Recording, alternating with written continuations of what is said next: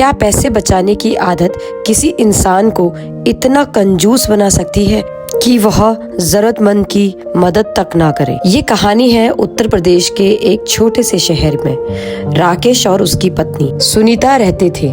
राकेश एक सरकारी दफ्तर में क्लर्क था और उसकी तनख्वाह ठीक ठाक थी। घर का खर्च आराम से चल जाता था, लेकिन सुनीता की एक आदत पूरे मोहल्ले में मशहूर थी।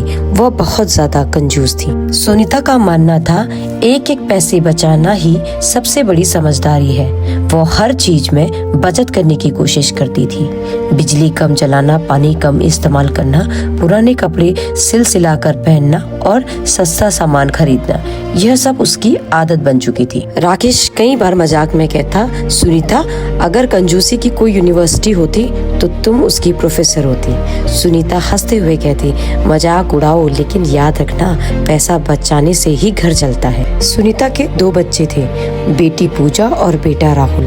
दोनों पढ़ाई में अच्छे थे, लेकिन कई बार उन्हें अपनी माँ की कंजूसी से परेशानी होती थी।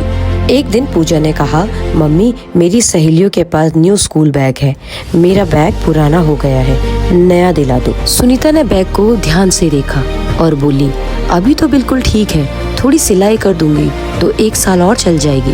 पूजा उदास हो गई।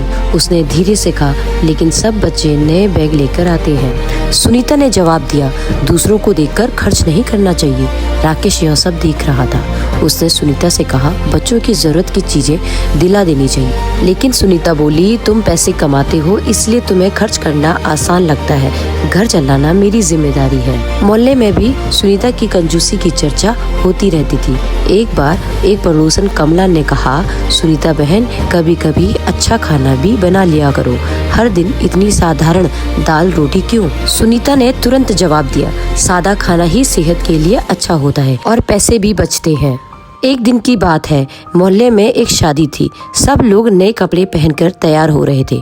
राकेश ने कहा, सुनीता तुम भी कोई नई साड़ी ले लो, शादी में जाना है। सुनीता बोली, मेरे पास इतनी साड़ियां हैं, नई साड़ी लेने की क्या जरूरत है? राकेश ने कहा, लेकिन ये साड़ी तो बहुत पुरानी हो गई है। सुनीता मुस्कुराई और बोली, पुरानी है तो क्या हुआ, साफ तो है।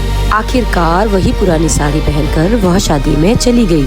शादी में कई महिलाएं नई नई साड़ियों में आई थी। जब उन्होंने सुनीता को देखा तो वो कुछ लोग आपस में फुसफुसाने लगे। सुनीता को थोड़ा अजीब लगा, लेकिन उसने ध्यान नहीं दिया। समय बीतता गया। एक दिन राहुल को स्कूल से नोटिस मिला कि अगले हफ्ते पिकनिक जाने के लिए 500 रुपए जमा करने होंगे। राहुल बहुत खुश होकर बोला, मम्मी मैं भी पिकनिक जाऊंगा। सुनीता ने नोटिस पढ़ा और बोली, 500 रुपए सिर्फ घूमने के लिए? बिल्कुल नहीं। राहुल का चेहरा उतर गया। लेकिन मम्मी सब बच्चे जा रहे हैं। सुनीता ने कहा, तुम घर पर रहकर पढ़ाई करो, वही ज्यादा जरूरी है। राकेश को यह बात ठीक नहीं लगी। उसने चुपचाप राहुल को पैसे दे दिया और कहा, जाकर मम्मी को मत बताना। राहुल खुश हो गया। धीरे धीरे घर में छोटी छोटी बातों को लेकर तनाव बढ़ने लगा। राकेश को लगता था कि सुनीता जरूरत से ज्यादा बचत करती है, जबकि सुनीता को लगता था कि वही घर को संभालती है। एक दिन एक घटना हुई जिसने सब कुछ बदल दिया। मोहल्ले में रहने वाली बूढ़ी अम्मा बहुत बीमार हो गई थी। उसके पास इलाज के लिए पैसे नहीं थे। लोग आपस में पैसे इकट्ठा करके उनकी मदद कर रहे थे। कमला ने सुनीता से भी कहा, कुछ मदद तुम भी कर दो। सुनीता ने तुरंत कहा, मेरे पास फालतू पैसे नहीं है। कमला ने कहा, थोड़ी सी भी दे दो, लेकिन सुनीता ने मना कर दिया। यह बात पूरे मोहल्ले में फैल गई। लोगों को लगा कि सुनीता बहुत कठोर दिल है। उसी रात सुनीता सोच में पड़ गई। उसे लगा कि शायद उसने कुछ ज्यादा ही सख्ती कर दी है। अगले दिन वह चुपचाप अम्मा के घर गई और कुछ पैसे देकर बोली, अम्मा ये रख लीजिए। अम्मा की आंखों में आंसू आ गए। बेटी भगवान तुम्हें खुश रखे। उस दिन पहली बार सुनीता को लगा कि पैसे बचाने से ज्यादा खुशी किसी की मदद करने में है। कुछ दिनों बाद पूजा का जन्मदिन आया। पहले तो सुनीता सोच रही थी कि साधारण तरीके से मनाऊं, लेकिन फिर उसे अम्मा वाली घटना याद आ गई। उसने राकेश से कहा, इस बार पूजा का जन्मदिन अच्छे से मनाते हैं। राकेश हैरान रह गया। सच में? सुनीता मुस्कुराई। हाँ, बच्चों की खुशी भी जरूरी होती है। उस दिन घर में छोटा सा फंक्शन हुआ। केक आया, कुछ पड़ोसी भी आए और बच्चों ने खूब मस्ती की। पूजा बहुत खुश थी। उसने अपनी माँ को गले लगाकर कहा, माँ, ये मेरा सबसे अच्छा जन्मदिन है। सुनीता की आंखों में खुशी के आंसू आ गए। धीरे धीरे सुनीता बदलने लगी।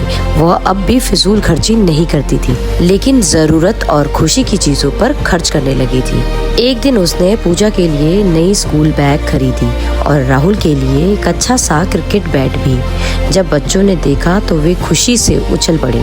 राकेश ने मुस्कुराकर कहा, लगता है मेरी कंजूस पत्नी बदल रही है। सुनीता हंसकर बोली, कंजूसी बुरी नहीं होती, लेकिन जरूरत से ज्यादा भी अच्छी नहीं होती। मोहल्ले वाले भी अब कहते थे कि सुनीता पहले से ज्यादा खुश और मिलनसार हो गई है। एक दिन कमला ने मजाक में कहा, अब तो तुम पहले जैसी कंजूस नहीं रही। सुनीता मुस्कुराकर बोली, अब समझ आ गया है कि पैसा सिर्फ बचाने के लिए नहीं होता, बल्कि सही समय पर खर्च करने के लिए भी होता है। रात को जब सब सो रहे थे, सुनीता ने राकेश से कहा, मैंने हमेशा सोचा था कि ज्यादा बचत ही सबसे बड़ी समझदारी है, लेकिन अब समझ आया कि अगर पैसे के कारण परिवार की खुशियां छिन जाए तो उनका कोई मतलब नहीं होता। राकेश ने कहा, तुम्हारी बचत की आदत अच्छी है, बस अब उसमें थोड़ा संतुलन आ गया है। सुनीता मुस्कुराई और बोली, अब मैं कोशिश करूंगी कि पैसे भी बचे और घर में खुशियां भी बनी रहे। उस दिन से उनके घर का माहौल बदल गया। बचत भी होती रही और खुशियां भी।